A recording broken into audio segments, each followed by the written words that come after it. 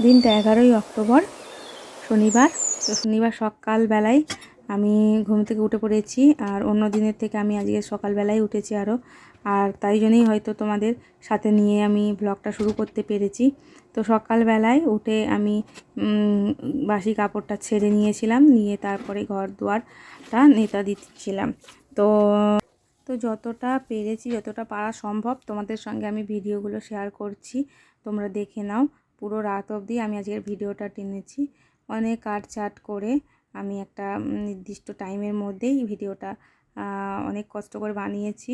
অনেক বড় হয়ে গিয়েছিল, বড় থেকে ছোট ভিডিও করা একটা সত্যিই কঠিন বলবো কি, সময় সাপেক্ষ ব্যাপার। তো চলো দেখতে থাকো আমার ব্লগটা কেমন হয়েছে, অবশ্যই তোমরা জানিও।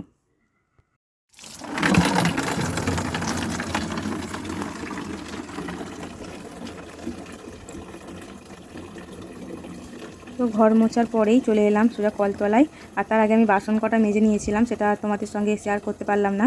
তো দেখো কি সুন্দর ফুল ফুটেছে। এই ফুলগুলোর নাম কি বলো তো বন্ধুরা, বলো কারা চেনো এই ফুলগুলোকে, অবশ্যই কমেন্ট করো এই ফুলগুলো কি কি এই ফুলগুলোর পরিচয়। ঠিক আছে, খুব সুন্দর ফুলগুলো দেখতে।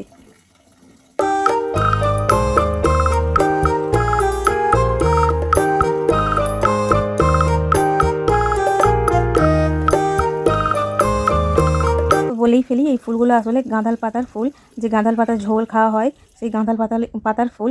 আমি এত ওদিন দেখিনি, কোনো দিন দেখিনি এইগুলো গাঁদাল পাতার ফুল এত সুন্দর দেখতে হয়। তো এই বছরই দেখলাম, খুব সুন্দর, আজ সেটা তোমাদের সঙ্গে শেয়ার করলাম।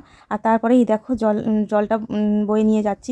সত্যি কথা বলতে এই জল যদি আমি 2-3 বার বই, আমার আর সেদিনকে বিছানা থেকে উঠতে হবে না। তো একবার দুবার লাস্ট বইতে পারি, দুবারের বেশি হয়ে গেলে কিন্তু আমার খুব কষ্ট হয়ে যায়। আর এটা সিজারের পর থেকেই এই সমস্যাটা হয়, সবাই জানবে হয়তো যাদের সিজার হয়েছে, যে ভারী জিনিস বইলে কতটা কষ্ট হয়। তবু আমাদের বই, যেহেতু ঘরের থেকে কলের ডিস্টেন্সটা একটু বেশি, তো সেই জন্য আমাদের জলটা বইতে হয়। আর এই জল বইতে গেলেই কোমরে ওঠে ব্যথা।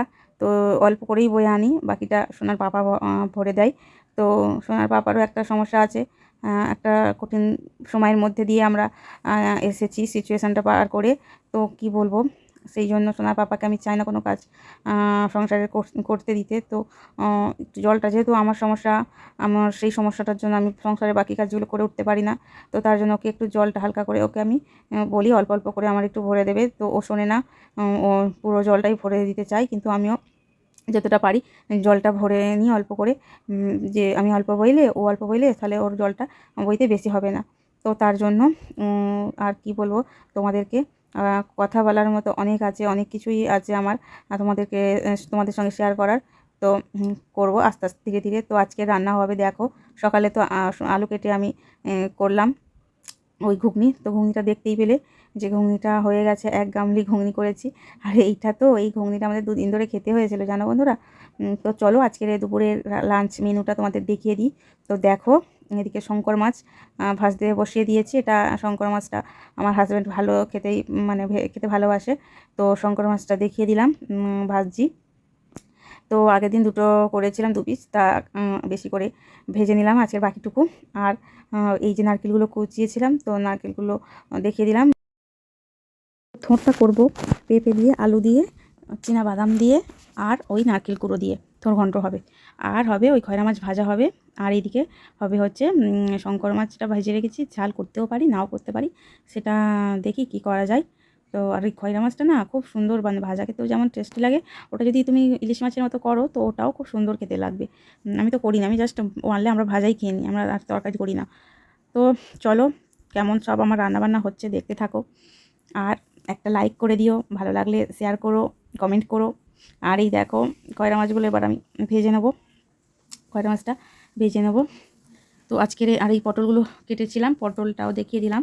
পটল দিয়ে হবে কাটাপোনা মাছের ঝোল, থোড় ঘন্ট। আর কি হবে, আর কি হবে না, আর কিছু হবে না। এই মাছটা ভেজে রাখবো, শঙ্কর মাছটাও ভেজে রাখবো।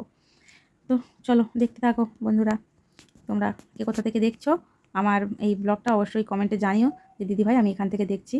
আর তোমার দিদিভাই কোথায় থাকে তো সেটা তোমরা অলরেডি আমার ব্লগ দেখে জেনে নিয়েছো অবশ্যই, যে আমি থাকি দক্ষিণ 24 পরগনার ফলতা এলাকায় আমি থাকি।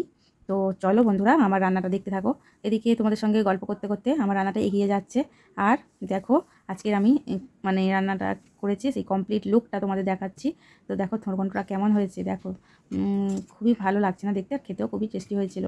আর কি, হ্যাঁ, আর এই দেখো দেখালাম তোমাদের ঘুগনিটা, দেখিয়ে দিলাম যে ঘুগনিটা এখনও খেয়ে দিয়ে এখন এতটা বেঁচে আছে। আর দেখাচ্ছি এই দেখো মাছ ভাজাটা, যে মাছটা ভেজে রেখে দিয়েছি। আর এই দেখো পটল দিয়ে আলু দিয়ে কাটাপোনা মাছের ঝোল। তো এদিকে দেখাচ্ছিলাম তোমাদেরকে, আর এদিকে শুনতে পেলাম রিমি যাচ্ছে।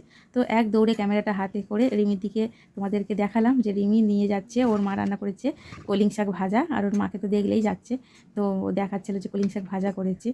তো চলো এই দেখো আমার এদিকে শঙ্কর মাছ, যে বললাম না কি করব ঠিক নেই, তো করেছিলাম দুটো মাছ, ওই শুধু পেঁয়াজ দিয়ে ঝাল করেছিলাম, খুব টেস্টি লেগেছিলো খেতে।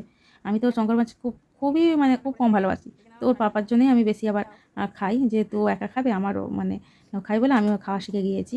বিয়ের আগে তো খেতামই না। তো এইদিকে সোনা আবার ওকে ওকে এখনও খাওয়াতে বসাইনি, স্নানটা করিয়ে দিয়েছিলাম। এই শঙ্কর মাছ বিয়ের আগে খেতাম না, তো বিয়ের পরে ও খায়, তো আমিও খাওয়া শিখে গেছি। তো সোনার দিকে খেলা করছে, আর এইদিকে আমি কিচেনটা একটু পরিষ্কার করে নিলাম, হালকা হয়ে গেল কাজ। তো এবার আমি ওকে নিশ্চিন্তে খাওয়াতে পারবো, আর যদি খুব দেরি হয় ওর সঙ্গে আমি খেয়েও নেবো। তো তারপরে তোমার স্নান হয়ে গেছে কিয়ান? হ্যাঁ। কি দেখতে যাচ্ছ? পাখি উড়ে যাচ্ছে দেখছো? বাবারে, পাখি ধরতে যাচ্ছে। গুড ইভিনিং বন্ধুরা, সেই দুপুরের পর চলে এলাম একেবারে সন্ধেবেলা। তো সন্ধেবেলা দেখো সোনা ঘুম থেকে উঠে পড়েছে, একটু খেলাধুলা করলো, তারপরেই ওকে একটু বই দেখিয়ে দেখিয়ে খাইয়ে দিচ্ছিলাম। তো সবসময় ফোন দেখিয়ে খাওয়াটাও কিন্তু ভালো নয়, তো তার জন্য একটু গল্প করতে করতে বই ছবি দেখতে দেখতে ওকে খাইয়ে দিচ্ছিলাম। তো খাওয়া দাওয়া হয়ে যাক, তারপরে দেখি রান্নাবান্না কী করি। তো আমার সোনা কিন্তু মানে খুবই মানে শরীর খারাপে অনেকটা দিনই ভুগেছে, পুরো 1 সপ্তাহ 12-13 দিনের মতন ভুগেছে সর্দি জ্বরে। তো এখন একটু ভালো আছে। তো দেখো আজকে কি বানিয়ে নিলাম, দেখো গরম গরম লুচি ভাজছি, লুচি লুচি লুচি, কে খাবে চলে এসো। তো লুচি যেহেতু সকালে ঘুগনি ছিল, তো তার জন্য আমি লুচি ভেজে নিলাম। লুচি দিয়ে ঘুগনি খেতে খুব ভালো লাগে, কার কার ভালো লাগে বলো তো বন্ধুরা, আমার তো খুবই ভালো লাগে। তো এখন আগে অতটা লুচি ভালো লাগতো না, এখন কিন্তু পুরো লুচি প্রেমী হয়ে গেছে। তো এখন ঘড়িতে বাজে 10:30। তো সোনার খাওয়া হয়ে গেছে, সোনার পাপারও খাওয়া হয়ে গেছে, আর ওই তো প্রসাদ রেখে দিয়েছে।